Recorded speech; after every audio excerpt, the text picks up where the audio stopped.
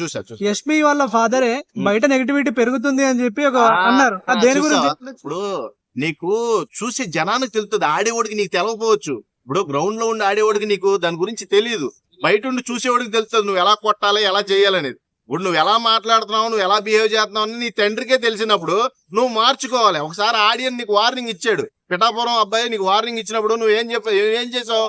ఒక్కరోజు సైలెంట్ గా ఉన్నావు, రెండో రోజు మళ్ళీ యుద్ధం మొదలెట్టావు. టేస్ట్ తేజ్ మీద ఆర్గ్యుమెంట్స్ ఏంటి? నువ్వు చేసిన తప్పే, అవును నేను చేసిన తప్పే అన్నాడు, ఒప్పుకున్నాడు, 2 చేతులు ఎత్తేసాడు పైకి. నీకెందుకు ఇబ్బంది? నువ్వు కూడా తర్వాత చేసింది నేను తప్పే అనలే. అది ఒప్పుకోవడానికే వాళ్ళకి రావట్లేదు. ఈ బ్యాచ్ అందరూ కూడా ఈ గ్రూప్ గేమ్ అయితే ఏదైతే ఉందో, ఇప్పుడు నిఖిల్ ని సపరేట్ చేద్దాం. ఎందుకంటే నిఖిల్ కి ప్యారలల్ మైండ్ ఉంది. అంటే తప్పుని తప్పులాగానే చూస్తాడో, ఒప్పుని ఒప్పులాగానే చూస్తాడు. అలా కాకుండా వీళ్ళ తప్పుని పక్కదో పట్టించేలా చూస్తారన్నమాట. వీళ్ళు మనోళ్ళు కాదు అన్నట్టు తోసేస్తారన్నమాట పక్కకి. అలాంటి కేటగిరీలో ఉన్నదే ఒక రకంగా కొంచెం పృథ్వీని కూడా తప్పించవచ్చు. ప్రేరణ ఎస్పీ మట్టికైతే కంపల్సరీ ఉన్నారబ్బా, ఈ జోన్ లో ఉన్నారు ఖచ్చితంగా. వీళ్ళు మనోళ్ళు వీళ్ళ తనోళ్ళు అన్నట్టు ఫీలింగ్ ఉంది. వీళ్ళు మనోళ్ళు కాదులే, వీళ్ళు మనకు దగ్గర రాలి. ఇప్పుడు అందరినీ పాయింట్అవుట్ చేసి రోహిణి నువ్వు ఒకరిద్దరితో ఉంటూ నాకు నచ్చట్లేదు, నువ్వు అందరితో కలవట్లేదు అన్నప్పుడు నువ్వెక్కడ కలుస్తున్నావు? నువ్వు ఆ నిఖిల్ పృథ్వీతోనే ఏడుతున్నారు కదా మీరు. ఇంకా మీరు ఎక్కడ ఏడుతున్నారు చెప్పండి? మీరు హౌస్ అందరితో ఏడుతున్నారా చెప్పండి? వాళ్ళ ముగ్గురు దగ్గరే కదా మీరు ఏ డిస్కషన్ చేసినా. మీది బయాస్డే కదా, వాళ్ళది బయాస్డ్ అనుకున్నప్పుడు, వాళ్ళు సపరేట్ గా గేమ్ ఆడుతున్నారు అనుకున్నప్పుడు మీది కూడా సపరేట్ గేమే. దాంట్లో వ్యత్యాసం ఏమి లేదు. ప్రేరణ అంటావా? ప్రేరణకు అసలు బ్రెయినే లేదు. ఒక రకంగా చెప్తాను, ఆ అమ్మాయి కొంచెం మెచ్యూరే అనుకున్నాను మొన్నటిదాకా, గానీ అన్మెచ్యూర్ ఎవరంటే ఇన్మెచ్యూర్ ప్రేరణనే అందరూ అంటుంది. కాకపోతే ఇదే దరిద్రం, ప్రేరణకున్న అన్మెచ్యూరిటీకి ఇన్మెచ్యూరిటీకి రెండింటికి కూడా నేను సమాధానం ఒకటే. ప్రేరణ అదే ప్రవర్తన కనుక కొనసాగిస్తే హౌస్ లో ఉండడం చాలా కష్టం. సో విష్ణుప్రియకి అయితే బయట సపోర్ట్ బాగా పెరుగుతుంది. ఇది మరీ దరిద్రం. బాగానే అడిగావు విష్ణుప్రియ గురించి.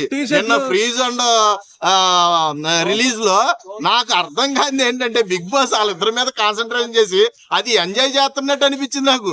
అక్కడ దగ్గరగా మూతిలో మూతి పెట్టి వీళ్ళిద్దరూ కలపడం, వెళ్ళి రోహిణి ఏమో ఎనగాలించి పోజ్ ఇవ్వడం, పోస్టర్ పోజు. నాకు అక్కడ అందరినీ రిలీజ్ అన్నాడు కానీ వీళ్ళిద్దరు మట్టికి ఫ్రీజ్ లోనే ఉంచాడు చూడు. అక్కడ ఏదో క్రియేట్ చేయాలనుకున్నారు కానీ అక్కడ అంత లేదమ్మా మ్యాటర్. అసలు విష్ణుప్రియ దగ్గర నాకు తెలిసి అంత మ్యాటరే లేదు. అసలు అంత రొమాంటిక్ యాంగిలే నాకు కనబడలేదు ఇప్పటికి విష్ణుప్రియ దగ్గర.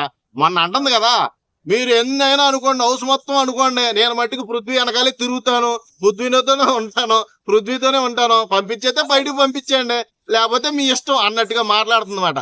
అంటే నువ్వు బాగా తెగిచ్చేసావు అని నాకు అర్థం అవుతుంది.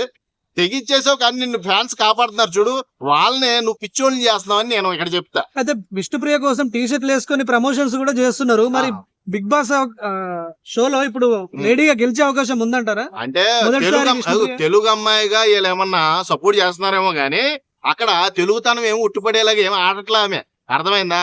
తెలుగుని తమలపాకులో నవిలేస్తుంది. ఆ తెలుగు మాట్లాడుతుంటే బెకబెక కప్పబరిచినట్టే నాకు అనిపిస్తుంది ఎప్పుడు చూసినా. అసలు విష్ణుప్రియ మాటలో గారాభంగా మాట్లాడి బిగ్ బాస్ కి చాలా దగ్గర అయిపోదాం అని చూస్తుంది కానీ అసలు ఆవిడ మాటలో 90% ఎవరికి నచ్చం. నిజంగా చెప్తున్నా, ఇది రియల్. అంటే టీషర్ట్లు వేసుకుని ఎందుకు సపోర్ట్ చేస్తున్నారంటే కన్నడ బ్యాచ్ కి వెళ్ళకుండా షీల్డ్ మన తెలుగులకే రావాలని ఒక స్వార్థంతో చేస్తున్నారేమో తప్పితే అక్కడ ఆమె బిహేవియర్ గానీ ఆమె గేమ్ ప్లే గానీ ఏమి బాలా. ఆ పృథ్వీ వెనకాల తిరగడం అస్సలు నచ్చట్లేదు.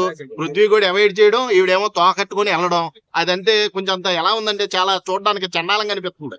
ఇది చండాలాన్నే ఇంకెందుకు రా బాబు వదిలేద్దాం అనిపిస్తుంది ఒక్కోసారి. అసలు ఓటేయకుండా మానేద్దాం అనిపిస్తుంది ఇంకో 1 వీక్ అయితే. ఆల్రెడీ ఇంకో 5 వీక్సే ఉంది. ఇంకా గేమ్ చూపించండి రా స్వామి, మీ ఎక్స్పోజింగ్ మాకు వద్దు, గేమ్ కావాలి. నిఖిల్ కొడుకున్న మెచ్యూరిటీ ఎవరికి లేదు, నబిల్ కొడుకున్న తెలివి ఎవరికి లేదు. పృథ్వీ కూడా కొంచెం అగ్రెసివ్ గేమ్ ఆడు పిచ్చాడు, ఆడు కష్టంలే, వెళ్ళడం కష్టం. ఆడు ఈ 2-3 వీక్స్ లోనే గెట్అవుట్ అయిపోతాడు. నెక్స్ట్ ఇక లేడీస్ లో ప్రేరణ ఉంటది అనుకున్నా నేను బిగ్ బాస్ 5 లో, కానీ గౌతమ్ ఇచ్చింది ఆ ప్లేస్. పాపం నేను వెళ్ళిపోతాను, శ్రీపాద్ నా కోసం వెయిట్ చేస్తున్నాడు, 7 నెలలు చిన్నోడైనా చేసుకున్నాను ఇష్టపడి, ఆడు ఫస్ట్ మ్యారేజ్ కూడా నేను లేకుండా చేసుకున్నాడు అన్నప్పుడు నువ్వు ముందే ఉంటే ఆ బుద్ధి ఆ రోజే పంపించేసారు.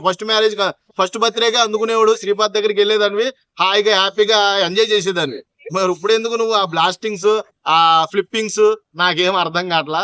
నీకు వెళ్ళాలనిపిస్తే వెళ్ళిపో, అభ్యంతరం లేకుండా పంపుతాం. నువ్వేదో పెద్ద పుడింగ్ అని లేకపోతే నువ్వు పెద్ద గ్యామర్ అని మేము అక్కడ ఉంచలా. నీ యాటిట్యూడ్ కొంతవరకు నచ్చింది కాబట్టి ఇప్పటి వరకు ఓట్లేసి నేను సపోర్ట్ చేశారు అందరూ కూడా.